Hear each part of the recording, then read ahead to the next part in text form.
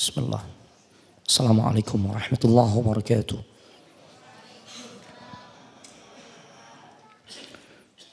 Innal hamdalillah nahmaduhu wa nasta'inuhu wa nastaghfiruh. Wa na'udzu billahi min shururi anfusina wa min sayyiati a'malina. May yahdihillahu fala mudilla lahu wa may yudlil fala hadiya lahu. Ashhadu an la ilaha illallah wahdahu la syarika lahu. Wa ashhadu anna Muhammadan abduhu wa rasuluh la nabiyya wa la rasula ba'dah. Allahumma salli wa sallim ala hadha an-nabiyil karim wa ala alihi wa ashabihi ajma'in. Ya ayyuhalladzina amanu ittaqullaha haqqa tuqatih wa la tamutunna illa wa antum muslimun. Ya ayyuhalladzina amanu ittaqullaha wa qulu qawlan sadida يصلح لكم أعمالكم ويغفر لكم ذنوبكم ومن يطع الله ورسوله فقد فاز فوزا عظيما وبعد فإن أصدق الحديث كتاب الله وخير الهدى هدى محمد صلى الله عليه وآله وسلم وشر الأمور محدثاتها وكل محدثة بدعة وكل بدعة ضلالة وكل ضلالة في النار أما بعد أيها الإخوان والأخوات في الله أعزني الله وإياكم. Para ikhwan dan juga akhwat, saudara-saudariku jamaah salat maghrib Masjid Raya Cipinang Muara yang semoga dimuliakan oleh Allah Subhanahu wa ta'ala. Alhamdulillah, kita sangat bersyukur kepadanya di malam hari ini bertepatan dengan tanggal 28 Rabiul Awal 1445 Hijriah yang juga bertepatan dengan tanggal 13 Oktober 2023. Bi'aunillahi wa taufiqihi, dengan pertolongan serta taufik dari Allah Subhanahu wa ta'ala, kita semua bisa kembali dikumpulkan di masjid yang kita cintai, yaitu Masjid Raya Cipinang Muara, untuk sama-sama kita hadir dalam satu majlis yang mulia. Tidak lain majlis tersebut adalah majlis ilmu. Kita sangat berharap lewat kemuliaan majlis ini menjadi salah satu sebab jalan kemuliaan yang akan kita dapatkan. Apa Ustaz jalan kemuliaan yang sangat kita berharap Allah berikan kepada kita semua? Tidak lain, semoga lewat majlis ini menjadi salah satu sebab yang akan memudahkan jalan kita semua untuk masuk ke dalam syurganya Allah Subhanahu wa ta'ala. Kita yakin, kita berharap, karena memang Nabi sallallahu alaihi wasallam pernah menjanjikan, man salaka tariqan yaltamisu fihi ilman sahhalallahu lahu bihi tariqan ilal jannah. Barang siapa yang melangkahkan kaki untuk bisa hadir ke dalam majlis ilmu, Allah akan mudahkan jalan orang tersebut untuk bisa masuk ke dalam syurganya. Mudah-mudahan kita termasuk orang-orang yang mendapatkan fasilitas tersebut. Allahumma amin. Bapak Ibu, adik-adik sekalian, semoga dimuliakan oleh Allah Subhanahu wa ta'ala. Kita masih di dalam pembahasan 10 sahabat yang dijamin masuk surga. Dan masih melanjutkan sahabat yang berada di urutan keempat, yaitu sahabat Ali ibn Abi Thalib radhiyallahu ta'ala anhu. Tema yang akan kita angkat yaitu tentang kronologi terjadinya peristiwa besar yang dicatat di dalam sejarah, yang kejadiannya itu pada tahun 37 Hijriah. 2 tahun pasca pengangkatan sahabat Ali bin Abi Thalib menjadi khalifah. Terjadi perang besar antara kubu Ali bin Abi Thalib dengan kubunya Muawiyah ibn Abi Sufyan, yang kemudian terkenal ya dengan sebutan Ma'rakatu Siffin, perang Siffin. Ya, nah, pembahasan ini menjadi sangat penting agar tidak terjadi kesalahpahaman di kalangan kita kaum muslimin ahlus sunnah wal jamaah yang banyak sekali tersajikan dengan ya informasi-informasi sejarah yang salah, yang telah didistorsi, diputarbalikkan faktanya oleh sebagian kalangan, khususnya orang-orang Syiah Rafidhah. Ya, sehingga yang muncul adalah kebencian kita terhadap sebagian sahabat. Bahkan bukan sebagian sahabat, mayoritas sahabat mesti dibenci. Itu di antara akidahnya Syiah Rafidhah. Sedangkan kita Ahlus Sunnah wal Jamaah berpegang teguh kepada apa yang Nabi sallallahu alaihi wasallam ucapkan, la tasubbu ashabi. Jangan pernah caci maki sahabat-sahabatku. Ya, nggak boleh kita mencaci maki. Walaupun kita tahu di dalam perjalanan hidup para sahabat atau sebagian sahabat ada yang melakukan kesalahan. Tapi kebaikannya jauh lebih besar, jauh lebih banyak ya dibandingkan kesalahannya. Sehingga lautan kebaikan yang mereka telah lakukan insya Allah menutupi kesalahan-kesalahan mereka. Karena Allah juga mengatakan innal hasanat yudhibnas sayyiat. Sesungguhnya kebaikan yang banyak itu akan menghapuskan kesalahan-kesalahan. Kita nggak mengatakan sahabat tuh nggak ada yang salah, pasti salah. Nah di antaranya ini terjadinya perang Siffin nih. Cuma kita akan dudukkan dengan benar nih. Jangan sampai output yang muncul kebencian kita kepada sahabat. Ya, sehingga nggak bisa bersikap bijak terhadap permasalahan yang sebenarnya terjadi. Dan sikap yang tidak bijak juga kita tunjukkan tatkala kita ngebenci satu golongan yang Allah dan Rasulnya puji, yaitu sahabat. Kok berani-beraninya kita nih ya mencaci maki mereka sedangkan Allah dan Rasulnya puji mereka jemaah. Masya Allah. Taib. Kejadian ini bermula atau berkaitan dengan peristiwa wafatnya Khalifah Utsman ibn Affan. Jadi peristiwa-peristiwa besar yang terjadi di masa Khalifah Ali bin Abi Thalib ini bermula atau ada kaitannya dengan peristiwa terbunuhnya Khalifah sebelumnya yaitu Utsman ibn Affan. Ya. Taib. Setelah wafatnya Utsman ibn Affan, beliau dieksekusi oleh orang-orang Khawarij dan pada akhirnya semua sepakat untuk mengangkat Ali bin Abi Thalib menjadi penggantinya, menjadi khalifah. Nah, perlu kita ketahui sebelum Ali bin Abi Thalib menjadi khalifah, bahkan jauh sebelumnya itu di masa Umar ibn Al-Khattab, ada sosok nama yang memang sudah dipercaya untuk memimpin negeri Syam. Tidak lain beliau adalah Muawiyah ibn Abi Sufyan. Jadi Muawiyah itu gubernur, amir, ya gubernur di negeri Syam. Syam sekarang ini ada 4 negara paling tidak. Palestina, Suria, Lebanon, Yordan. Ya, sebutannya adalah Syam. Gubernurnya Muawiyah ibn Abi Sufyan. Ya. Dari sejak pemerintahan Khalifah Umar ibn Al-Khattab. Berlanjut Utsman ibn Affan. Muawiyah tetap memimpin di Syam. Berarti kita menjadi faham. Ya, kenapa bisa bertahan lama nih. Muawiyah memimpin Syam. Bahkan di 2 masa kepemimpinan ya khalifah yang berbeda. Tidak lain di antara penyebabnya karena orang Syam cinta kepada Muawiyah. Ya. Taib. Nah kemudian ya otomatis tumbuhlah kecintaan dari kalangan orang-orang Syam kepada sosok Muawiyah ibn Abi Sufyan. Nah ketika terjadi peristiwa terbunuhnya Utsman ibn Affan, beliau itu meninggal di rumah istrinya yang namanya Nailah binti Al-Farafisah Al-Kalbiyah. Dijelaskan tentang sosok Nailah istrinya Utsman. Ya, jadi Utsman saat dieksekusi oleh orang-orang Khawarij, beliau berada di rumah istrinya, ya, yang bernama Nailah. Nah, dan wanita ini adalah wanita yang sangat cantik, masya Allah. Ya, dijelaskan beliau adalah orang yang sangat cantik. Dan sebelumnya beliau menganut agama Nasrani, ya. Tapi kemudian masuk Islam, menikah dengan Khalifah Utsman ibn Affan. Dan Nailah ini sangat cinta kepada Utsman ibn Affan. Sekalipun Utsman tuh udah semakin tua ya. Dia Khalifah Utsman saat dibunuh itu usianya sekitar 80-an lebih. Ada yang mengatakan 82 atau 83.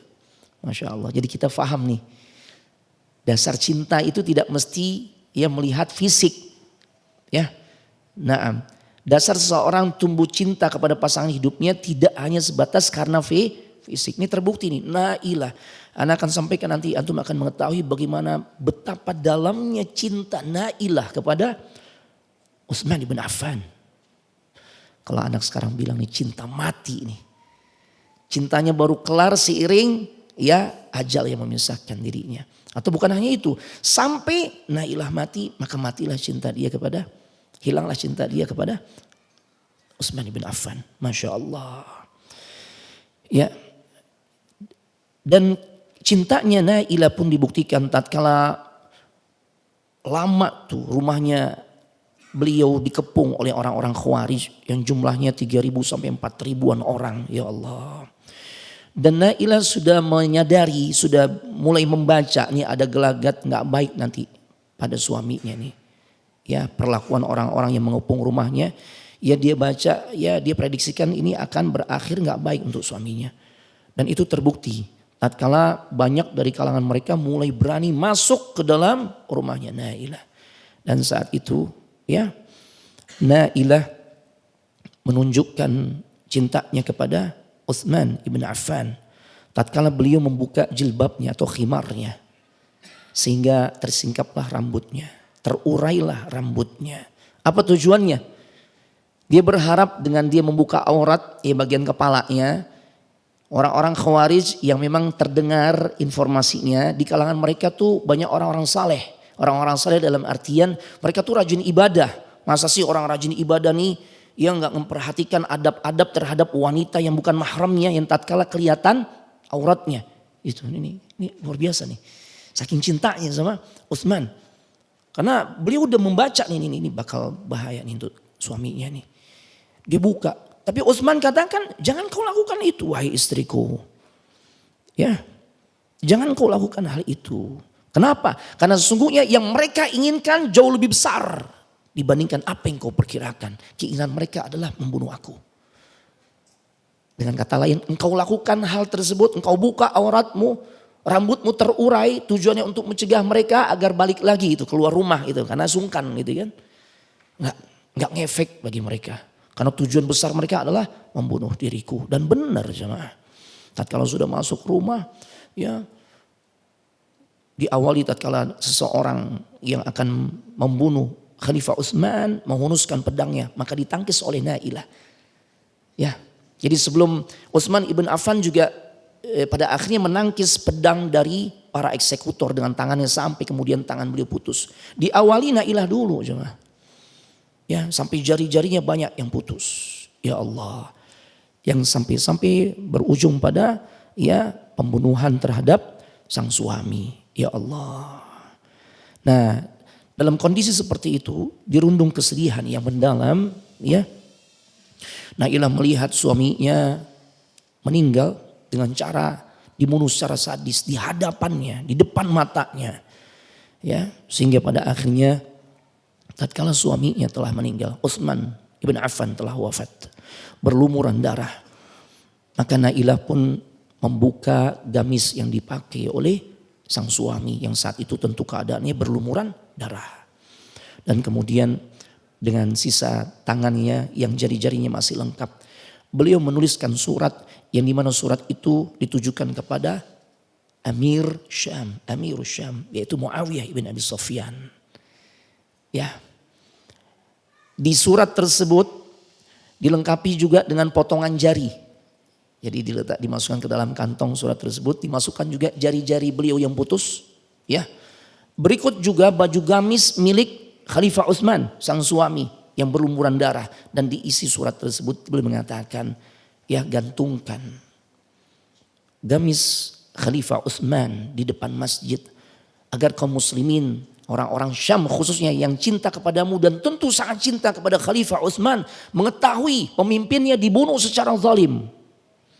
Dan orang yang paling tepat untuk menuntut qisas atas peristiwa pembunuhan secara zalim terhadap Khalifah Utsman ibn Affan tidak lain adalah Muawiyah. Kenapa Muawiyah?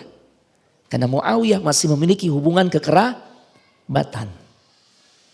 Nasabnya nyambung tuh. Antara nasabnya Utsman ibn Affan dengan nasabnya Muawiyah ibn Abi Sufyan.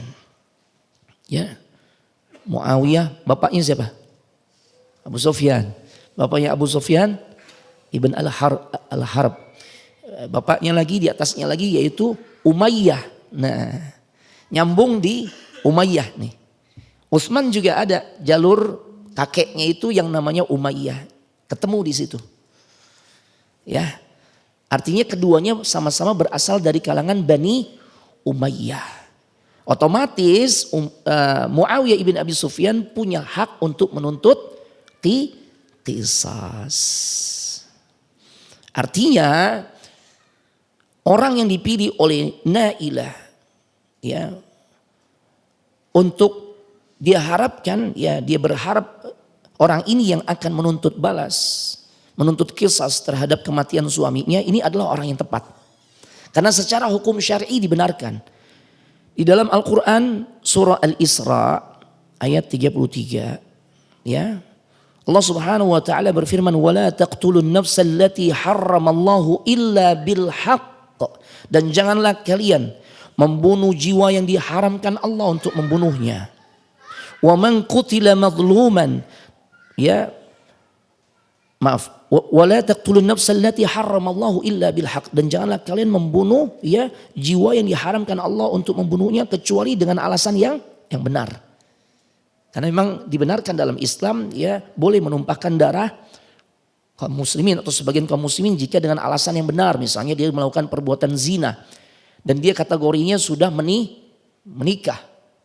Itu dibunuh gak? Ditumpahkan darahnya kan dengan cara dirajam. Kemudian membunuh tanpa alasan yang hak. Maka hukuman hadnya atau hududnya adalah dia dibunuh juga. Ya, na'am.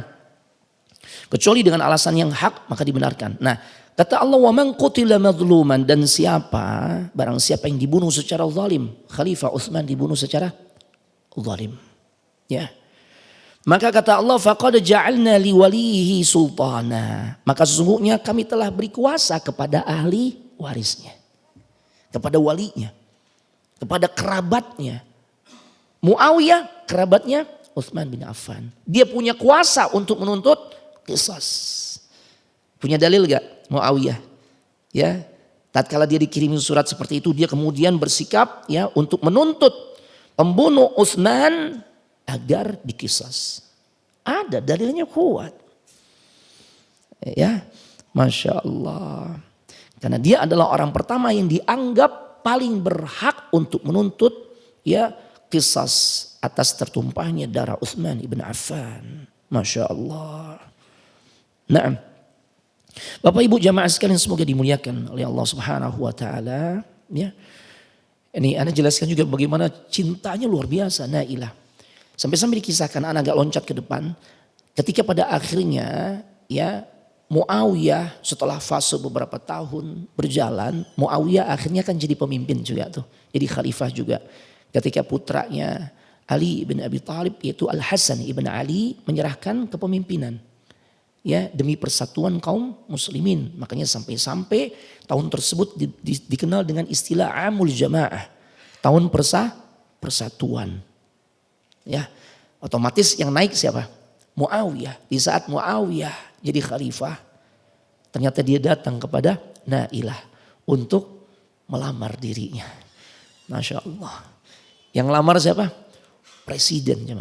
Sebenarnya bukan presiden ya. Kalau presiden kan satu negara ya. Kalau khalifah tuh seluruh dunia Islam dia pemimpinnya. Berarti banyak negara jemaah.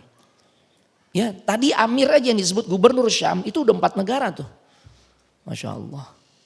Ya, ternyata lamarannya ditolak. Kenapa ditolak? Saking cintanya Nailah kepada Utsman bin Affan. Dia nggak mau membagi cintanya lagi kepada laki-laki lain. Sekalipun yang melamar dirinya adalah seorang khalifah. Allahu Akbar. Ya, sampai-sampai lihat nih bagaimana Nailah merawat cintanya. Ya, dia tahu tuh laki-laki di masanya suka dengan kecantikan dirinya. Di antara pesona yang muncul dari dirinya adalah senyumannya. Jadi kalau udah senyum kelihatan gigi seri depannya tuh, barisan gigi serinya tuh kata para ulama sejarah manis banget. Akhirnya dia sadar nih. Ya, kecantikan yang sangat menonjol pada dirinya adalah pada saat dia senyum gigi serinya kelihatan. Gigi serinya dia copotin. Ya, biar apa? Biar orang lain tahu tuh. Ya senyumannya udah gak manis lagi. Jadi gak perlu lagi lamar saya. Jadikan saya sebagai istri dan sebagainya. Masya Allah. Sampai giginya dikirimin ke siapa? Ke Muawiyah bin Abi Sufyan. Ya, karena dia ingin menunjukkan cintanya hanya diberikan untuk Utsman ibn Affan radhiyallahu taala anhu. Masya Allah. Nah, baik, kita berlanjut ke peristiwa di baiatnya Ali bin Abi Thalib di tahun 35 Hijriah. Nah, Ali bin Abi Thalib kemudian diangkat menjadi khalifah. Dalam proses pengangkatan tentu butuh legitimasi ya dari banyak pihak. Artinya semua pihak yang memang mereka sepatutnya untuk membaiat dirinya, mengakui dirinya sebagai pemimpin, mereka harus tunjukkan tuh. Semua pemimpin-pemimpin di bawahnya, gubernur-gubernur di masa itu harus menunjukkan loyalitasnya dalam bentuk mengakui Ali bin Abi Thalib sebagai khalifah. Itu yang disebut dengan istilah baiat, membaiat Ali sebagai khalifah. Ternyata sebagian sahabat belum mau membaiat Ali bin Abi Thalib. Bukan gak mau ya, ini beda. Belum mau. Karena di buku-buku sejarah yang tersebar ya, inilah distorsinya. Banyak sahabat nggak mau tuh membaiat ya Khalifah Ali bin Abi Thalib. Ini bahasa provokatif jemaah. Belum mau. Kenapa belum mau? Ya, yang belum mau ini punya alasan. Mereka baru mau kalau Ali menuntaskan dulu nih kasus pembunuh Khalifah Utsman. Tuntutan mereka nih yang belum mau membaiat Ali ya adalah urusin dulu tuh, selesain dulu tuh para eksekutor, para pembunuh Utsman ibn Affan. Kalau Ali sudah memberesi ya tentang terkait pembunuh Utsman ibn Affan, kita langsung baiat dirinya. Nah, ini sisi perbedaan ijtihadnya di sini nih. Sedangkan Ali bin Abi Thalib ya beliau pemimpin dan memang ijtihadnya Ali para ulama katakan lebih benar. Ya, nanti ana sampaikan tatkala dihadapkan ya perbandingan antara mana yang lebih benar antara hasil ijtihadnya Ali dengan hasil ijtihadnya Muawiyah bin Abi Thalib. Para ulama katakan ijtihadnya Ali lebih benar. Karena didukung oleh banyak dalil. Tapi kalau dihadapkan pada golongan yang ketiga ya, maka golongan ketiga yang lebih benar. Siapa mereka? Golongan ketiga ini golongan mayoritas sahabat yang gak mau turut serta di dalam perseteruan dua kubu ini. Tuh. Makanya sekaligus juga kita luruskan bahwasanya perang Siffin ini bukan perang antar sahabat. Karena sahabat yang terlibat itu gak banyak. 30-an. Padahal jumlah sahabat saat itu masih ada belasan sampai puluhan ribu. Ya. Makanya kalau dipetakan oleh para ulama terkait dengan peristiwa Siffin itu ada 3 kelompok. Kelompok pertama kubu Ali, kelompok kedua kubu Muawiyah, kelompok ketiga kubu mayoritas sahabat yang gak ikut ke salah satu di antara 2 kubu. Ya, Masya Allah. Taib, barakallahu fikum. Nah, Bapak Ibu jamaah sekalian semoga dimuliakan oleh Allah Subhanahu wa taala, perlu kita ketahui di dalam urusan mengeksekusi para pembunuh Khalifah Utsman bin Affan itu bukan perkara mudah. Makanya ya ana pun lebih condong mengikuti pandangan ulama mayoritas yang mengatakan ijtihadnya Ali lebih benar. Ya. Di samping karena didukung berbagai macam dalil nanti ana sampaikan. Karena memang untuk mengeksekusi para pembunuh Khalifah Utsman ini sesuatu yang sangat sulit. Dan sebagian besar ulama sejarah mengatakan ini pun baru terlaksana. Eksekusi terhadap para pelaku pembunuhan Utsman ibn Affan itu terjadi lama. Setelah perseteruan antara Ali bin Abi Thalib dengan kubu Muawiyah. Terjadinya di masa Yazid ibn Muawiyah. Itu lama. Karena gak gampang. Ya, dalam sebuah riwayat disebutkan Ali bin Abi Thalib bertanya. Jadi Ali itu bukan berarti nggak sedih, bukan berarti dia ridho dengan peristiwa terjadinya pembunuhan terhadap Khalifah Utsman, enggak. Bukan berarti dia tenang-tenang aja, enggak. Ya, cuma Ali menganggap ada sesuatu hal yang jauh lebih penting untuk dikedepankan dibandingkan urusan mengeksekusi para pembunuh Utsman. Apa itu? Menstabilkan kondisi negara. Kalau negara udah stabil, semua kompak, urusan itu akan jauh lebih mudah. Itu. Karena urusan negara ini urusan yang menyangkut hajat hidup orang banyak. Bukan hanya sebatas kelompok tertentu atau keluarga tertentu. Tanpa mengesampingkan keutamaan Khalifah Utsman yang terbunuh secara keji. Enggak. Cuma tunda dulu gitu lah. Sedangkan kubu Muawiyah bukan hanya kubu Muawiyah, ada juga Tolhah, ada juga Zubair yang sampai terjadi peristiwa perang Jamal juga ya. Cuma kita nggak bahas di kesempatan ini karena waktu kita singkat. Nah, ya. Nah ini jemaah. Ya. Perbedaan ijtihad. Sedangkan mereka maunya lebih dulu ya eksekusi para pembunuh Khalifah Utsman. Jangan biarkan mereka berkeliaran bebas tuh di kota suci Madinah. Mereka nggak ridho jemaah. Nah Ali dalam satu riwayat pernah bertanya, tatkala pasca peristiwa pembunuhan Khalifah Utsman, ya bertanyalah dia kepada orang-orang yang dianggap saat itu terlibat juga tuh dalam peristiwa pembunuhan. Jumlahnya ribuan. Sebagian mu'arrikhin mengatakan 4.000 orang saat itu. Ali berdiri dan mengatakan, ya siapa di antara kalian, ya man minkum yaqtuluna Utsman. Siapa di antara kalian yang membunuh Khalifah Utsman ibn Affan? Maka ternyata berdiri 4.000 orang yang dimana semuanya menutup wajahnya. Mereka berkata, kami yang membunuhnya. Oh, lihat coba. Gak gampang coba. Artinya apa? Mereka kan terdiri dari banyak kabilah. Ini kalau 4.000 orang ini dibunuh, negara kolaps jemaah. Ya, negara bakal kolaps nih. Pasti akan terjadi huru hara yang jauh lebih besar nih. Ali ingin menstabilkan dulu kondisi politik, kondisi keamanan, kondisi ya ketertiban negara dan sebagainya. Makanya Ali menunda keinginan sebagian kalangan ya yang keinginan mereka adalah segera eksekusi pembunuh Utsman. Itu. Ya Allah. Nah, yang belum membaiat Khalifah Ali bin Abi Thalib adalah Muawiyah di Syam. Ya, na'am. Begitu juga ada Amr ibn al-As yang juga di Syam. Belum mau membaiat Ali bin Abi Thalib. Dan tidak lain ya alasannya tadi. Dia baru mau membaiat Ali kalau Ali ya segera membunuh atau mengeksekusi para pembunuh Khalifah Utsman ibn Affan. Na'am. Bapak Ibu jamaah sekalian yang semoga dimuliakan oleh Allah Subhanahu wa taala, ya. Kemudian Ali bin Abi Thalib utusannya. Mengirimkan utusan yang namanya Jarir ibn Abdullah al-Bajali untuk datang ke Syam. Berbicara kepada Muawiyah agar Muawiyah segera membaiat dirinya. Karena kalau semua gubernur-gubernur yang di bawah kepemimpinan Ali bin Abi Thalib, Khalifah Ali bin Abi Thalib semua sudah membaiat, berarti kan semua udah kompak. Itu akan lebih mudah, itu keinginan Ali. Makanya Ali kirim Jarir ibn Abdullah al-Bajali. Bicara langsung kepada Muawiyah.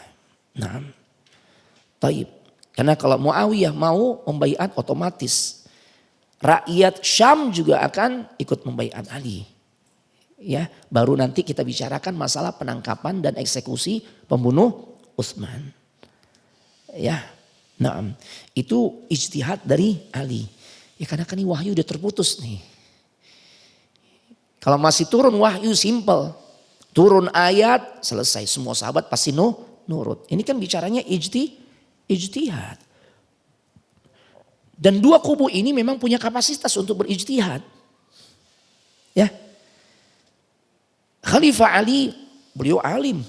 Orang sangat berilmu. Ulama di kalangan para sahabat. Ya. Belum lagi keistimewaan lainnya. Muawiyah pun sama. Dia bukan sembarangan sahabat nih. Dia juga orang berilmu. Orang alim. Makanya Nabi pernah mengatakan idza hakamal hakimu fajtahada fa asaba falahu ajran. Jika seorang hakim, jika seorang yang berilmu dia berijtihad dan hasil ijtihadnya benar, maka baginya 2 pahala. Pahala kebenaran hasil ijtihadnya dan pahala ijtihad yang dimana seorang ulama itu kalau berijtihad dia mengerahkan segala kemampuan yang dia miliki, ilmu yang Allah titipkan kepadanya. Jadi nggak sembarangan tuh. Makanya kalau antum tanya Ustadz, ijtihad atau fatwa gitu ya. Gimana menurut fatwa antum Ustadz? Jangan, itu pertanyaan yang salah. Kalau ditujukan kepada para ustadz. Ke kami para ustadz tidak punya kapasitas untuk berfatwa atau berijtihad. Karena yang punya kapasitas untuk berfatwa atau berijtihad ini gak sembarang orang, ulama besar. Kalau kami Ustadz tuh cuma menyampaikan, menukil pendapat ulama yang punya kapasitas ijtihad ya untuk kami sampaikan ijtihad atau fatwanya. Jadi jangan bertanya Ustadz menurut antum ya menurut fatwa antum gimana Ustadz? Nggak sembarang orang nih Pak. Nabi mengatakan kalau seorang ya hakim, seorang yang berilmu, dia berijtihad, berfatwa dan hasil ijtihadnya benar 2 pahala. Ya. Wa idza ijtahada fa akhta falahu ajr. Kalau dia berijtihad, dia kerahkan kemampuan dari ilmu yang Allah berikan kepada dirinya. Ternyata hasil ijtihadnya salah, maka baginya 1 pahala. Nah, itu jemaah. Ya.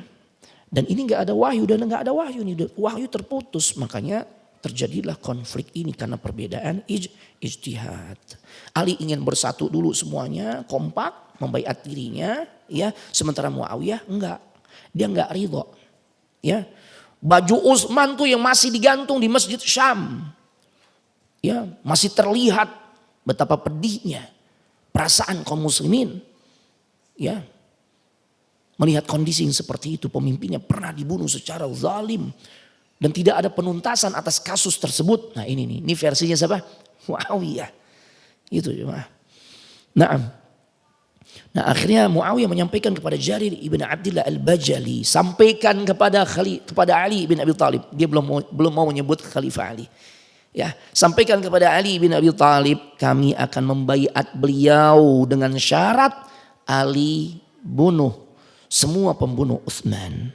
Atau kalau dia nggak sanggup, serahin ke kami yang eksekusi. Subhanallah. Panas ya.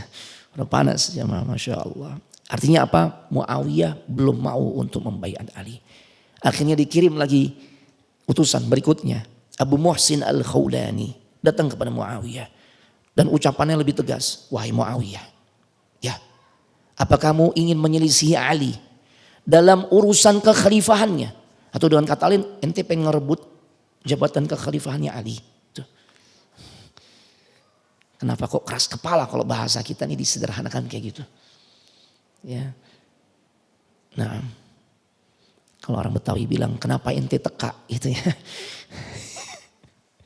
Nah, ente mau jadi khalifah juga? Tuh, kata Abu Muhsin. Kata Muawiyah, wallahi enggak. Ya. Huwa khairum minni. Muawiyah akui Ali bin Abi Thalib jauh lebih baik dibandingkan diriku. Tuh. Aku bukan ingin menjadi khalifah. Ini bukan urusannya masalah jabatan kekhalifahan. La wallahi. Tapi ini kaitannya dengan damu Utsman. Darahnya Utsman yang belum terbayar. Beliau katakan begitu. Kisasnya belum selesai. Dan aku punya hak untuk menuntut kisas atas terbunuhnya Utsman. Ya. Bagaimana mungkin kita membebaskan seorang khalifah yang begitu mulia, menantunya Nabi SAW, Dzunnurain, seseorang yang memiliki 2 cahaya. Enggak ada manusia ya di setiap zaman Nabi manapun yang dia mendapatkan karunia memiliki 2 istri yang berasal dari putri-putrinya Nabi. Masya Allah, kedua-duanya putri Nabi jemaah. Kecuali dimiliki oleh siapa? Utsman bin Affan. Ya, bagaimana aku ridha tatkala seorang yang begitu mulia yang lewat lisan Nabi sallallahu alaihi wasallam Rasul mengatakan anta fil jannah, engkau di surganya Allah. Ya. Kemudian para pembunuhnya masih berkeliaran bebas di kota suci Madinah. Ya, dan mereka juga berangkat ke Kufah dan sebagainya. Allahu Akbar. Enggak ada urusan aku ingin merebut jabatan kekhalifahan, enggak. Karena Ali lebih baik dariku. Aku cuma ingin menuntut balas atas darah Utsman bin Affan. Barakallahu fiikum. Assalamualaikum warahmatullahi wabarakatuh.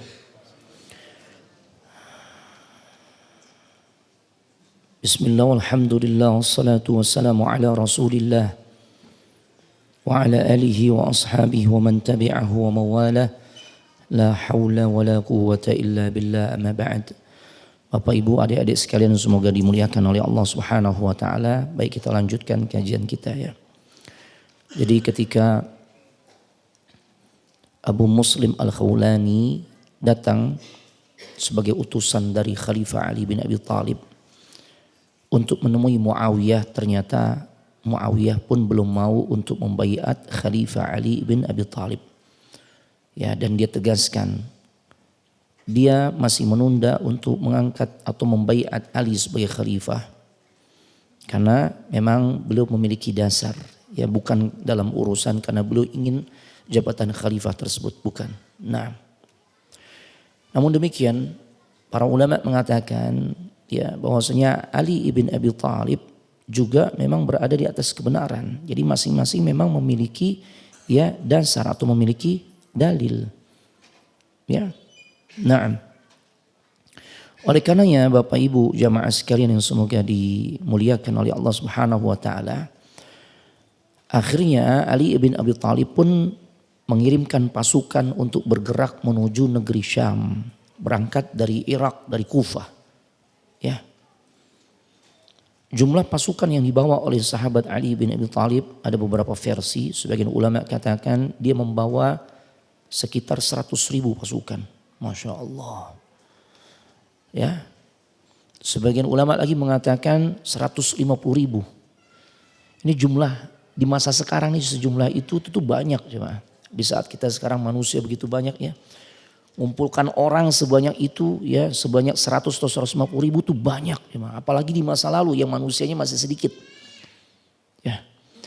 Adapun ya ketika mendengar atau mengetahui Ali bergerak menuju Syam dengan 100 atau 150.000 pasukan, Muawiyah juga nggak mau kalah. Ya. Dia juga siapkan pasukan, dua versi juga. Ya, sebagian ulama mengatakan 70.000. Sebagian lagi mengatakan 130.000. Jadi kalau kita giring pada jumlah terkecil, ya saat Ali bawa 100.000, Muawiyah 70.000. Atau kalau kita ambil pendapat yang terbesar 150.000 dibawa oleh Ali, Muawiyah bawa 130.000. Allahu Akbar. Ya, taib.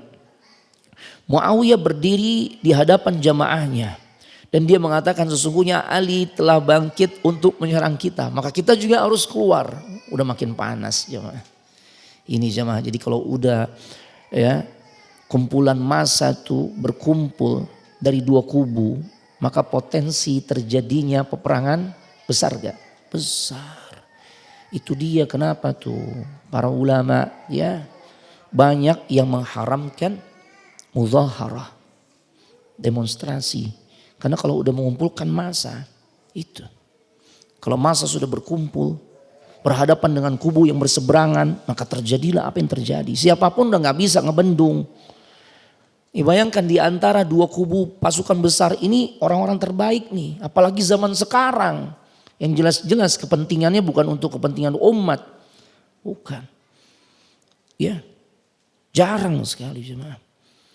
Nah makanya ini hal yang sangat riskan ketika ya menggerakkan manusia dalam jumlah yang besar, kemudian kita katakan tidak akan terjadi sebuah chaos ya dan sebagainya. Ya. Nah akhirnya Muawiyah berdiri di hadapan jamaahnya, dia katakan seperti itu, kita juga harus keluar, maka berangkatlah dua pasukan. Nah dan sampailah ya keduanya di satu tempat yang namanya Siffin, tapi yang lebih dulu sampai adalah pasukan Muawiyah. Dan mereka lebih dulu mengambil posisi yang lebih strategis di dekat sumber air. Baru kemudian datang pasukannya Ali ibn Abi Thalib. Ya. Nah tatkala ya pasukan Ali terlambat datang, tentu perjalanan jauh menjadikan mereka kehausan. Akhirnya diutuslah utusan dari kubu Ali menuju kubu Muawiyah. Agar mereka dari kubu Muawiyah mengizinkan ya pasukannya Ali untuk minum. Ya biarkan kami minum. Jangan biarkan kami seperti ini kehausan, kata perwakilan dari Khalifah Ali. Sebagian pengikut atau kubu Muawiyah ibn Abi Sufyan berkata, udah biarin aja mereka mati kehausan. Sebagaimana Utsman ibn Affan ya sebelum meninggal juga nggak dikasih minum tuh oleh orang-orang Khawarij. Ya Allah. Udah panas jemaah. Akhirnya ya angkat bicara sahabat Amir ibn al-As. Beliau mengatakan gak bisa. Kita ini sama-sama muslim. Izinkan mereka untuk minum juga. Oh, akhirnya diberikan minum. Ya, naam. Dan ini peristiwa sebelum terjadi peperangan. Karena Muawiyah nggak mau juga tunduk dalam artian ya mau mengikuti keinginan Khalifah Ali agar membaiat dirinya. Dia tetap bersikukuh dengan prinsipnya. Tuntasin dulu tuh para pembunuh Utsman ibn Affan. Akhirnya terjadilah apa yang terjadi. Bertempurlah dua pasukan besar. 150.000 di kubu Ali melawan 130.000 di pasukan Muawiyah. Ya Allah. Ya. Dan di kubu Ali bin Abi Thalib ada sosok sahabat senior, usianya saat itu 90 tahun. Namanya Ammar ibn Yasir. Ya. Dan Nabi SAW pernah mengatakan kepada Ammar ibn Yasir tatkala sedang membangun Masjid Nabawi. Ammar nyiapin bata itu untuk ditumpuk-tumpuk menjadi dinding Masjid Nabawi. Nabi katakan kepada Ammar, dan saat itu banyak didengar oleh sahabat-sahabat yang lain. Ya, kata Rasul, taqtuluhu al-fi'atu al-baghiyah. Ketahuilah wahai Ammar, nanti Allah takdirkan engkau akan dibunuh oleh satu kelompok besar yang mereka masuk kategori membangkang. Fi riwayat, dalam satu riwayat dikatakan kelompok besar yang bersalah atau melakukan kesalahan dan mereka membangkang. Nah, di awal peperangan pasukan Ali sebenarnya terdesak jemaah. Padahal saat itu Ammar ibn Yasir dia termasuk yang paling depan tuh. Menyemangati pasukan Ali agar terus bertempur melawan pasukan Muawiyah. Ya, dan terjadilah apa yang terjadi. Ammar ibn Yasir pada akhirnya terbunuh oleh pasukannya Muawiyah. Ketika diketahui Ammar ibn Yasir terbunuh oleh pasukan Muawiyah, maka akhirnya kondisi berbalik jemaah. Kenapa berbalik? Karena banyak dari kalangan orang-orang di kubu Muawiyah yang tahu tentang hadis itu. Yang dimana Nabi mengatakan kepada Ammar, taqtuluhu al-fi'atu al-baghiyah. Wahai Ammar, nanti engkau akan terbunuh oleh pasukan yang bersalah, oleh pasukan yang membangkang. Mereka sadar nih yang bunuh Ammar siapa? Kubu Muawiyah. Wah, akhirnya mereka jadi ciut. Ini dia yang dikatakan oleh Nabi ini. Akhirnya semangat tempur mereka pun mengendor. Ya, mengendor jemaah. Kenapa? Mereka teringat sabda Nabi sallallahu alaihi wasallam seperti itu. Yang ngebunuh Ammar itu pihak yang bersalah, pihak yang membangkang. Ciut semangatnya. Ya, Masya Allah. Akhirnya tersampaikanlah berita tentang kematian atau wafatnya Ammar ibn Yasir kepada sang pemimpin, yaitu Muawiyah ibn Abi Sufyan. Ya, wahai Muawiyah, Ammar terbunuh ya oleh pasukan kita. Apa kata Muawiyah? Muawiyah tetap menjaga semangat pasukannya agar terus bertempur. Dia katakan, bukan kita yang membunuh, apalagi bukan saya yang membunuh. Kenapa? Mereka justru yang mendatangkan ya Ammar ibn Yasir kepada pedang-pedang kita. Jadi mereka yang salah. Udah gak ada yang mau ngalah cuma. Jadi bukan kita yang bunuh, terus bertempur. Ya. Muawiyah tetap mencari pembenaran. Ya, karena memang dasar dia adalah tetap dia menuntut keadilan, cuma satu itu kok. Agar pembunuh Utsman dieksekusi. Cuma karena kondisi kedua pihak sudah mengerahkan pasukan, udah bertemu, selesai. Udah gak bisa dikendalikan lagi. Artinya apa nih jemaah? Agar kita bisa bersikap bijak melihat persoalan yang pernah terjadi di kalangan para sahabat di tahun ke-37 Hijriah. Ini bukan persoalan yang sederhana gitu loh.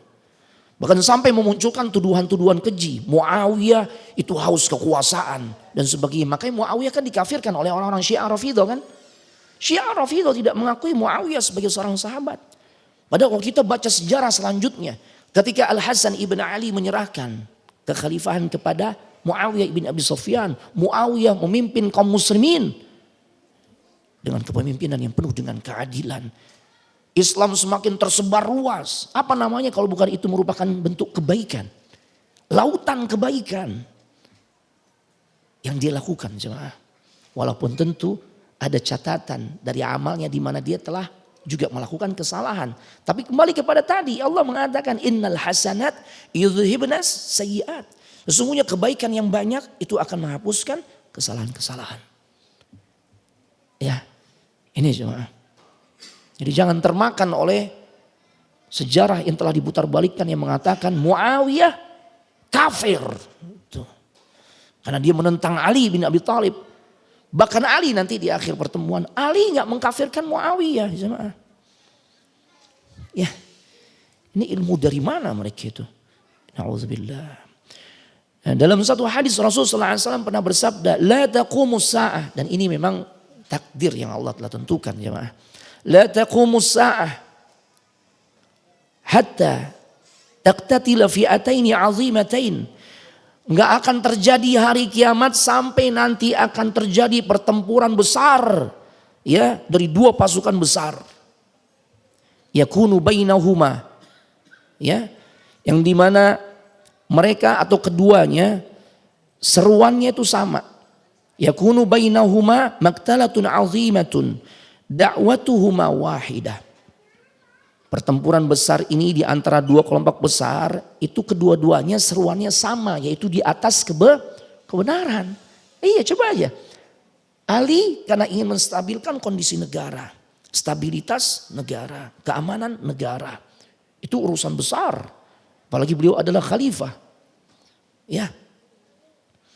Kemudian yang dituntut oleh Muawiyah urusan kebenaran juga gak? Kisah itu kebenaran gak? Iya dalilnya tadi Al-Isra ayat 33. Makanya Nabi katakan ini memang sudah bagian dari takdir Allah. Yang Allah tentukan. Tidak akan terjadi kiamat sampai nanti muncul tanda-tanda. Di antaranya adalah ya tatkala bertempur dua pasukan besar. Di mana sebenarnya keduanya seruannya sama-sama berada di atas kebenaran. Masing-masing punya hujjah. Cuma di antara kedua hujjah. Mana yang lebih mendekati kebenaran. Nah itu. Isi pendalilan dari keduanya pasukan Ali.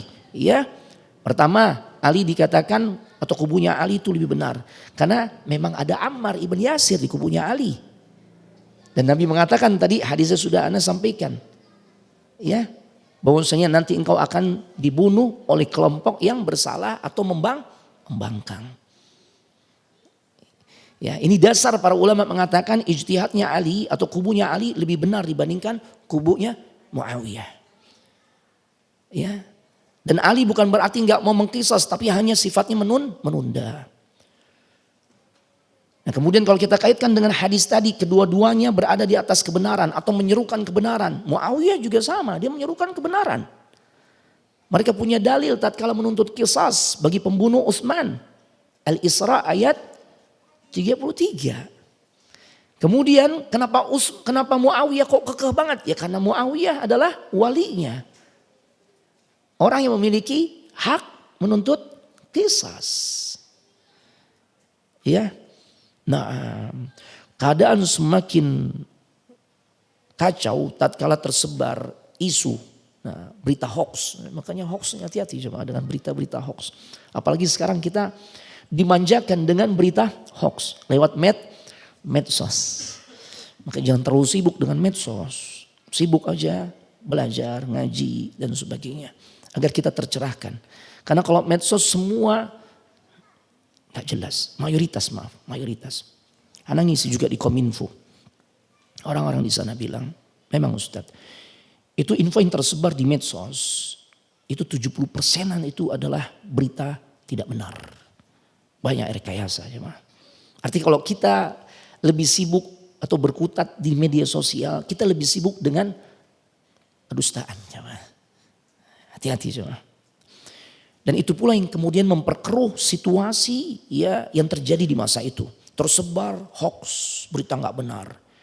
Ya, kenapa nih Muawiyah dan orang-orang Syam tetap bersikukuh untuk terus melawan Ali? Ya, karena bahwasanya tersebar hoax Ali ridho dengan terbunuhnya Utsman. Allah. Demi Allah ini berita dusta ya. Ya.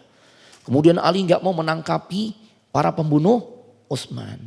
Padahal kan terbukti. Sejarah membuktikan baru di masa Yazid tuh. Itu pun belum semua pembunuh ya Utsman. bisa dieksekusi karena memang nggak mudah. Ya, pembunuhnya sangat banyak jemaah. Taib. Kemudian dipermasalahkan juga kenapa Ali bin Abi Thalib memindahkan ibu kota dari Madinah ke Kufah. Mau pindah kemana kita nanti? Ya memang begitu sih konsepnya ya. Konsepnya itu ya ibu kota negara adalah tempat yang dimana ya dijadikan ya sebagai tempat dimana pemimpinnya juga akan tinggal di situ. Ali memang pada akhirnya kan tinggal di Kufah, maka ibu kota negara dipindahkan ke Kufah. Nah, jadi dua-duanya nggak mundur sama sekali jemaah. Ya karena dua-duanya merasa ya berada di atas kebenaran. Ya Allah, akhirnya banyak sekali yang terbunuh. 70.000 orang jemaah. Allahu Akbar. Berhari-hari terjadi pertempuran itu. Ya, ketika korban semakin banyak, akhirnya baru mereka tersadarkan. Oh, ya Allah, ini bakal bahaya nih. Ya, bahaya untuk eksistensi negara Islam secara menyeluruh. Karena tentu mereka mulai menyadari, mulai ingat lagi itu. Ya, bagaimana ancaman dari Romawi, Persia. Kan mereka musuh tuh. Ya kalau antar kita aja seperti ini bahaya ini. Akhirnya mereka menyadari ya sehingga ada upaya untuk menghentikan peperangan. Ya. Muawiyah menulis surat kepada Ali. Dia katakan, kami mengajak engkau ya Ali untuk berhukum kepada kitabullah. Ali menyetujuinya. Dia mengatakan kami lebih utama untuk berhukum dengan kitabullah. Ya. Akhirnya di antara kubu Muawiyah mengangkat Al-Quran. Ya, meletakkan Al-Quran di ujung tombak. Artinya gencatan senjata. Kita berhukum dengan kitabullah. Berhenti, hentikan peperangan. Ya, jangan sampai nanti kekuatan lain di luar Islam memanfaatkan kondisi ini. Mereka menyadari tentang kekeliruannya. Dan yang meninggal sudah banyak 70.000 jemaah.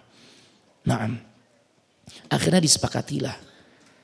Dari masing-masing kubu mengirim utusan. Dari kubu Muawiyah diutus Amr ibn al-As. Dari kubu Ali bin Abi Thalib diutus Abu Musa al-Ash'ari radhiyallahu taala anhuma. Ya, mereka melakukan pertemuan di satu tempat yang namanya ya Daumatul Jandal. Ya, akhirnya berhentilah perang Siffin. Nah, baik kita ambil hikmah. Dari peristiwa perang Siffin, para ulama membagi menjadi 3 kelompok. Kelompok pertama pasukan Ali, kelompok kedua pasukan Muawiyah, kelompok ketiga yaitu diisi oleh mayoritas sahabat yang enggak ikut perang. Enggak ikut ke dalam kubu Ali ataupun kepada kubu Muawiyah. Masya Allah. Nah bagaimana perbandingan kalau kita mau melihat antara kubu Muawiyah dengan kubu Ali bin Abi Thalib. Para ulama mengatakan ya bahwasanya kubu Ali bin Abi Thalib lebih benar. Ijtihad Ali bin Abi Thalib lebih benar dibandingkan ijtihadnya Muawiyah. Yang pertama dasarnya berdasarkan hadis Nabi tentang siapa yang membunuh Ammar ibn Yasir. Rasul katakan itu pihak yang bersalah dan melakukan pembangkangan. Satu. Ya. Kemudian Rasul juga pernah mengatakan saat nanti terjadi gejolak kembali di kalangan kaum muslimin dan ini kembali di masa Ali bin Abi Thalib.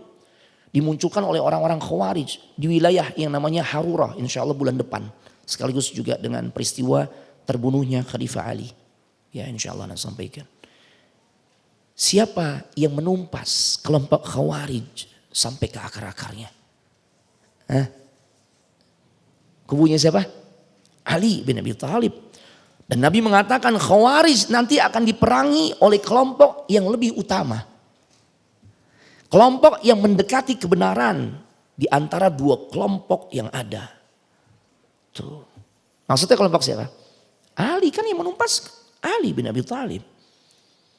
Ya. Masya Allah. Taib. Kemudian dari sisi syakhsiyah, kepribadian, Ali jauh lebih utama. Ali termasuk 10 sahabat yang dalam satu kesempatan Nabi katakan anta fil jannah. Engkau di surganya Allah. Ya, Ali lebih alim, Ali lebih saleh dibandingkan Muawiyah. Taib. Nah, Dan di sisi lain Ali adalah Amirul Mukminin yang seharusnya semua pihak mengakui dirinya. Walaupun tadi diberikan alasan, Muawiyah bukan gak mau mengakui dirinya, tapi menunda untuk mengakui Ali sebagai khalifah. Sampai pembunuh Utsman dieksekusi. Nah, baik. Nah kalau dibandingkan, ya, jadi kita paham ya. Kalau dibandingkan kubu Ali dengan kubu Muawiyah, atau ijtihadnya Ali dengan ijtihadnya Muawiyah, maka kubu Ali atau pihak Ali lebih benar, lebih mendekati kebenaran dibandingkan Muawiyah. Tapi kalau dibandingkan dengan kelompok ketiga, lebih benar mana antara kelompok Ali dengan kelompok mayoritas sahabat yang gak ikut berperang? Maka para ulama katakan, dan ana pun lebih condong kepadanya, para sahabat yang tidak ikut di dalam peristiwa besar tersebut, perang yang melibatkan dua pasukan besar ini, itu lebih benar jemaah. Masya Allah. Ya. Jadi sikap sahabat yang mayoritas yang jumlahnya saat itu masih belasan atau puluhan ribu, mereka nggak mau tuh terlibat. Ya. Maka merekalah kelompok yang lebih benar dibandingkan kubunya Ali bin Abi Thalib. Makanya ada sebuah riwayat, ana bawakan satu riwayat. Riwayat yang derajat sanadnya sahih. Naam, oleh Imam Ahmad. Bahwasanya satu hari Ali bin Abi Thalib datang, ata Uhban. Dia mendatangi seorang sahabat ya, yang namanya Uhban. Ali berkata kepada Uhban, "Ma yamna'uka min ittiba'i?" Apa yang menghalangi dirimu wahai Uhban sehingga engkau enggak mau ikut bersama kami? Enggak mau berada dalam pasukanku nih. Ya, menuju Syam. Apa kata Uhban? Faqal, "Ausani khalili wa ibnu ammik." Telah menasihati kekasih hatiku. Telah berwasiat kekasih hatiku. Dan dia adalah anak dari pamanmu. Maksudnya siapa? Rasul sallallahu alaihi wasallam. Rasul sallallahu alaihi wasallam telah memberikan wasiat kepada diriku. Ya. Apa nasihat Rasul? Apa wasiat Rasul sallallahu alaihi wasallam? Ya. Nabi mengatakan ya, bahwasanya satakunu fitanun wa furqatun. Wahai Uhban, nanti pasti akan datang masanya terjadi fitnah. Fitnah itu ujian di kalangan kaum muslimin. Dan terjadi furqah, perpecahan di kalangan kaum muslimin. Dan inilah yang terjadi kata Uhban. Ya, kalau hal itu terjadi fitnah besar, terjadi perpecahan yang terjadi di kalangan kaum muslimin. Ya, apa kata Nabi sallallahu alaihi wasallam? Fa idza kana dzalika, kalau terjadi hal yang seperti itu, faksir sayfaka, maka patahkan pedangmu. Tegas banget. Patahkan pedangmu. Wattakhidh sayfan min khashab, dan kau ambil pedang yang terbuat dari kayu.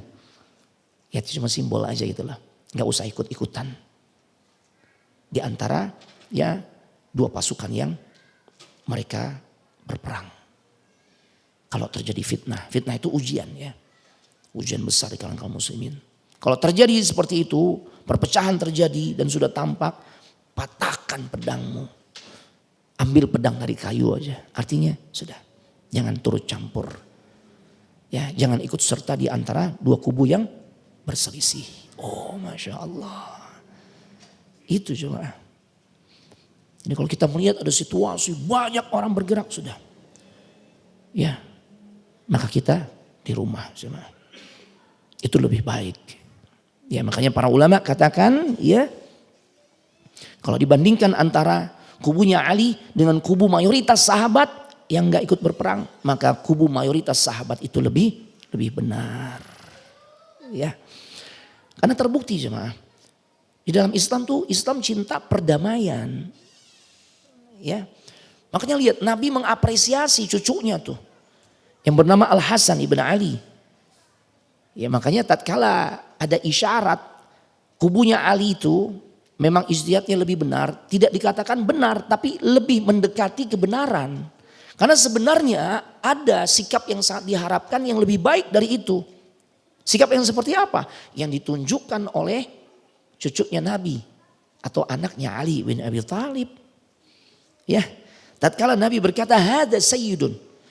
Cucuku ini, itu Al-Hasan. Ya, dia adalah pemimpin sejati. Yang mengatakan itu siapa? Rasulullah SAW kepada Al-Hasan.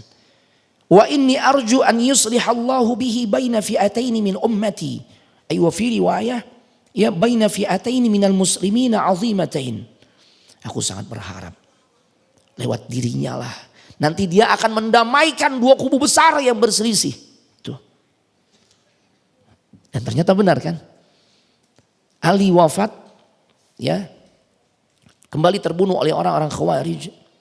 Kemudian naiklah putranya itu Al-Hasan. Al-Hasan baru mimpin 6 bulan.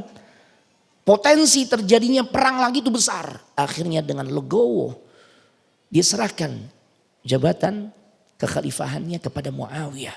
Sehingga pada akhirnya redalah keadaan. Sehingga tahun itu disebut dengan Amul Jamaah. Tahun persatuan bagi kaum muslimin. Tuh. Ya. Makanya sekalipun kubu Ali dikatakan benar, tidak dikatakan benar 100%. Lebih mendekati kebenaran. Bahasanya kayak begitu. Kenapa? Karena diharapkan ya sebenarnya ada sikap yang lebih dahsyat lagi, yang lebih bagus lagi. Yaitu sebagaimana ditunjukkan oleh Al-Hasan ibn Ali. Yang berhasil mendamaikan kedua pasukan. Baik, sebagai penutup beberapa peringatan penting. Nah, terkait dengan peristiwa perang Siffin. Kita harus mengetahui bahwasanya peristiwa ini terjadi dibangun atas perbedaan ijtihad. Nah, kemudian peristiwa ini tidak bisa kita katakan ini peristiwa yang menunjukkan para sahabat berperang satu dengan lainnya. Enggak. Kenapa? Kenapa kita enggak setuju dengan pendapat seperti itu? Karena justru mayoritas sahabat enggak terlibat di dalam peperangan ini. Yang terlibat tuh cuma 30-an aja jemaah. Dari belasan sampai puluhan ribu sahabat yang masih hidup saat itu. Cuma kenapa muncul stigma kayak begitu? Karena pemimpin-pemimpin di antara dua pasukan adalah sahabat. Tapi kalau dikatakan 100% ini peperangan sahabat, salah atau enggak tepat. Karena mayoritas sahabat justru enggak terlibat. Atau tidak mau terlibat. Ya. Naam. Kemudian dalam sebuah riwayat Ali pernah ditanya, wahai Ali, bagaimana dengan kondisi orang-orang yang terbunuh dalam perang Siffin? Kan jumlahnya 70 ribu itu ya, puluhan ribu jemaah. Maka Ali bin Abi Thalib mengatakan, aku berharap mereka yang terbunuh dari dua kubu tersebut, insya Allah fil jannah. Ya, nanti urusannya di hadapan Allah itu antara aku dan Muawiyah. Karena pemimpinnya adalah aku dan Muawiyah, ini pemimpin sejati jemaah. Dia merasa bertanggung jawab. Ya di hadapan Allah. Beliau katakan gitu. Jadi gak ada tuh Ali mengkafirkan. Ya kubu yang menentangnya atau dianggap menentangnya. Gak ada jemaah. Nah. Kemudian kita perlu juga paham bahwasanya perselisihan antara Ali dan kubu Muawiyah atau sebagian sahabat ini memang terjadi semenjak ya akar masalahnya adalah karena diawali terbunuhnya Utsman ibn Affan dan muncul penuntutan qisas terhadap para pembunuh Utsman. Yang dimana Ali bukan gak merespon tapi menunda keinginan mereka. Itulah yang kemudian berkembang. Kenapa kita perlu tahu kronologinya seperti ini? Syiah Rafidhah menghembuskan, menggambarkan Ali kan memang udah benci dengan para sahabat sejak Abu Bakar yang diangkat menggantikan ya Rasul menjadi pemimpin bagi kaum muslimin. Ini kedustaan besar jemaah. Ya, Masya Allah. Kemudian sahabat-sahabat yang memang pada akhirnya bisa dikatakan punya andil sehingga terjadi pertempuran besar antara dua kubu. Di perang Siffin begitu juga perang Jamal. Ya di antaranya Muawiyah, ada juga nama Talha, ada juga nama Zubair ibn al-Awwam. Ada juga terlibat juga tuh dalam perang Jamal istri Nabi, Ibunda Aisyah. Ya demi Allah semuanya itu tidak ada satupun yang menggugat tentang kepemimpinan Ali bin Abi Thalib. Enggak ada tuh yang menggugat tentang keabsahan kepemimpinan Ali bin Abi Thalib. Enggak. Mereka mengakui Ali bin Abi Thalib adalah pemimpin yang memang layak untuk menjadi khalifah. Cuma sisi pembedanya karena apa tadi? Ya karena masalah penuntutan hak qisas itu aja. Ya. Kemudian hal yang juga perlu kami sampaikan. Ali ibn Abi Thalib tidak pernah mengkafirkan Muawiyah. Terus kenapa? Satu kelompok yang mengatakan dirinya cinta mati sama Ali. Dusta besar nih, cinta yang gak jelas. Ya, mereka justru mengkafirkan Muawiyah. Ali sendiri ini kubu yang langsung berhadapan dengan Muawiyah. Ya, itu nggak pernah mengkafirkan Muawiyah. Sampai-sampai beliau mengatakan semua yang terlibat, khususnya yang terbunuh, aku berharap hum fil jannah, mereka di surga. Adapun nanti masalah urusan di hadapan Allah, ini tanggung jawab aku dengan Muawiyah. Ya, jadi Ali nggak mengkafirkan Muawiyah ataupun orang-orang yang berada di kubu Muawiyah. Ya, bahkan Ali mengatakan, aku berharap mereka di surga.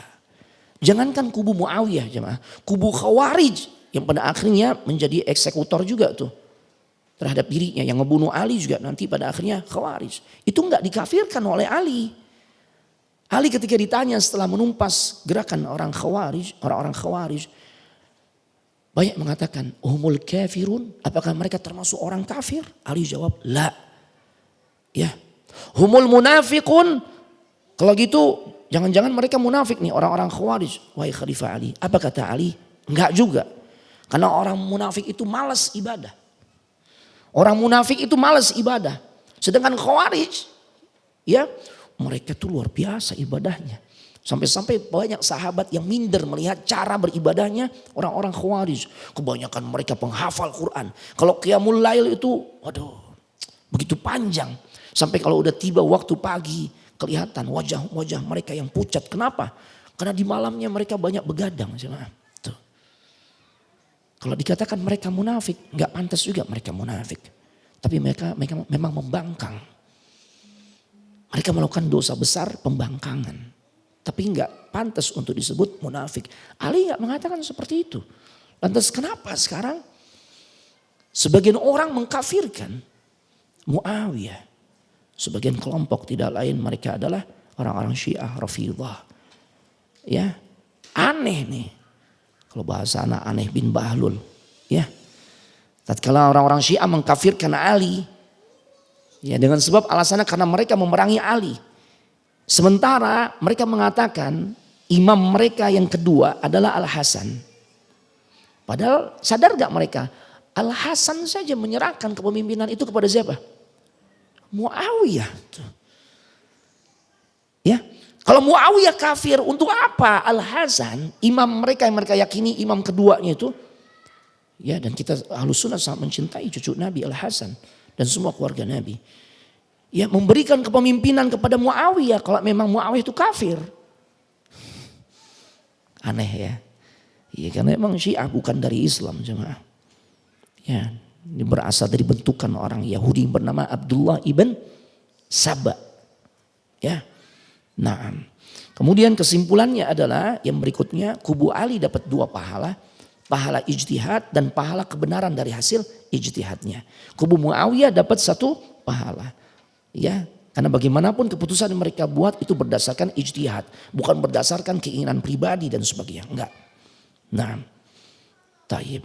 Jadi ini peringatan-peringatan penting yang berkaitan dengan peristiwa perang Siffin, ya, antar sebagian sahabat yang pernah terjadi perselisihan. Nah, jadi kalau ada kesalahan, jelas mereka ada kesalahan. Namun sangat kecil dibandingkan dengan bagaimana jasa mereka yang sangat luar biasa. Kesalahan mereka sekaligus membuktikan mereka adalah manusia biasa. Mereka bukan nabi. Ya. Dan sekali lagi kesalahan mereka lebih sedikit dibandingkan lautan kebaikan yang mereka lakukan.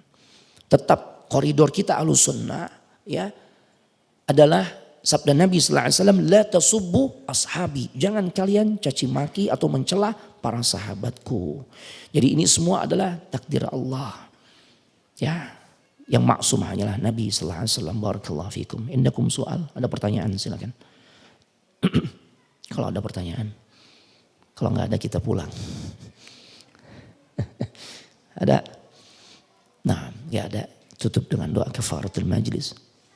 Ada ibu-ibu? Oh, kayaknya ada. Tolong dibantu. Nah. Allah.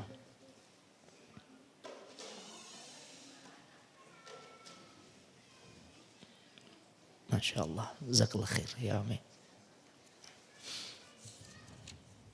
Assalamualaikum waalaikumsalam. Adakah mati suri Ustaz?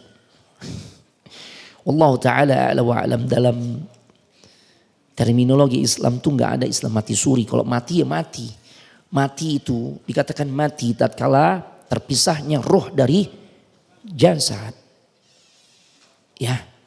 Naam, itu yang disebut dengan hakikatul maut. Ya, mati yang hakiki seperti itu. Andai pun ada yang memang mirip dengan kematian yaitu an-naum. Yang disebut kata para ulama akhul maut atau nisful maut, setengah mati atau saudaranya mati. Itulah yang disebut dengan tidur. Saat kita tidur roh kita berada dalam genggaman Allah. Allah lepaskan balik lagi ke jasad kita, maka saat itu kita bangun. Kalau Allah nggak lepaskan, selesai. Innalillah.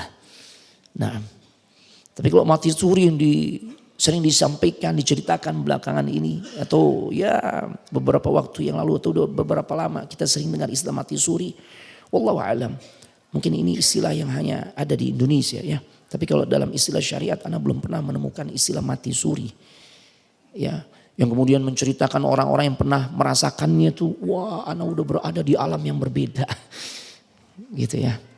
Tayyib. Barakallahu fikum. Karena kalau udah mati jelas berpisah roh dari jasad. Nah, kalau yang hakikat mati itu nggak bisa balik lagi jemaah, nggak bisa balik lagi. Nah, Ustadz bulan depan kajian-kajian lamain ya, Masya Allah.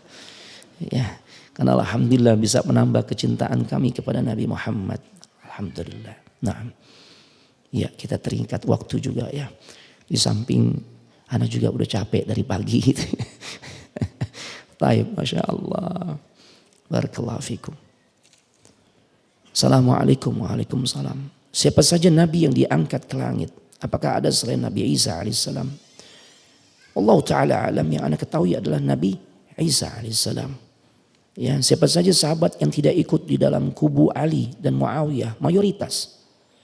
Ya, yang ada di kubu Muawiyah di antaranya Amr ibn al-As, makanya dia mewakili Muawiyah.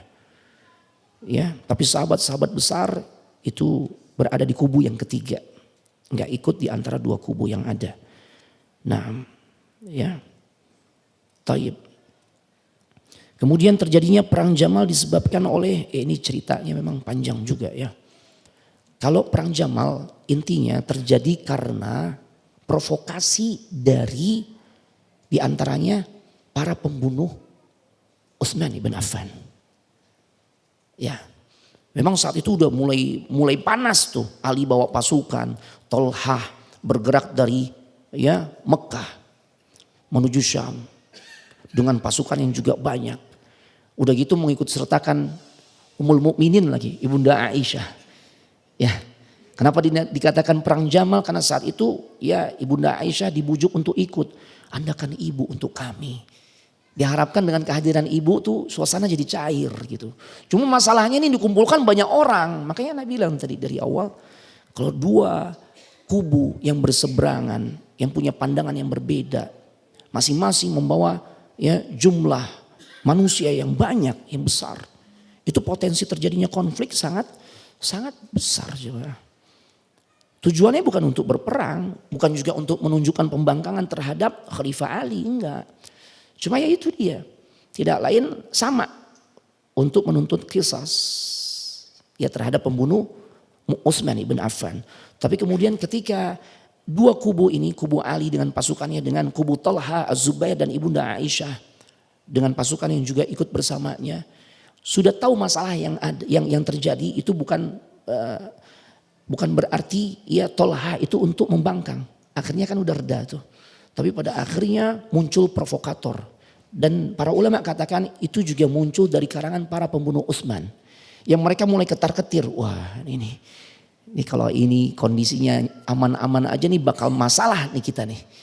Ya, kita bakal diseret. Makanya akhirnya di antara mereka pun membuat kekacauan. Sebagian masuk ya ke tenda kubunya Talhah, Zubair dan Ibunda Aisyah.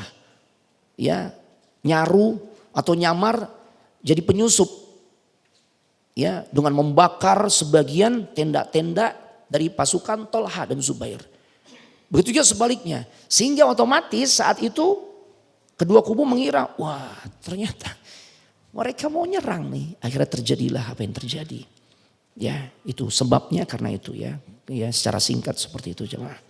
Ya, intinya memang kalau udah dua jumlah besar manusia berkumpul, ya masing-masing ya berada pada kelompok yang berbeda, potensi untuk terjadinya konflik sangat besar. Nah, Ustadz, bagaimana pengaruh perang Siffin terhadap peradaban Islam pada masa dinasti Umayyah?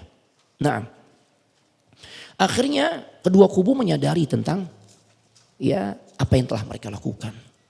Makanya muncul penyesalan. Ya, muncul penyesalan. Termasuk juga di perang Jamal.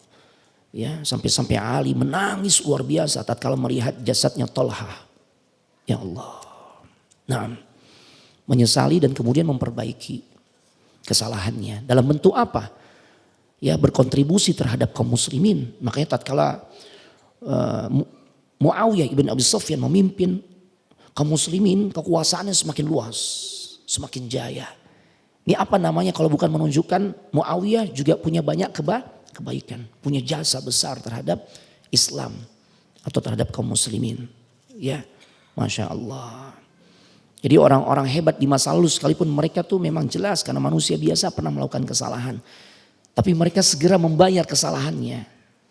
Dalam bentuk apa? Melakukan amalan yang punya nilai ya besar bagi kaum muslimin. Masya Allah. Ya. Taib. Apa arti dari nama Nailah? Nah, Nailah itu artinya dari kata nala, condong, kecondongan. Ya, condong kepada satu arah gitu ya. Nah, itu secara bahasa. Wallahu a'lam bishawab. Ini bisa Anda sampaikan tutup dengan doa kafaratul majlis. Subhanakallahumma wa bihamdik asyhadu an la ilaha illa anta astaghfiruka wa atubu ilaik. Wassalamualaikum warahmatullahi wabarakatuh.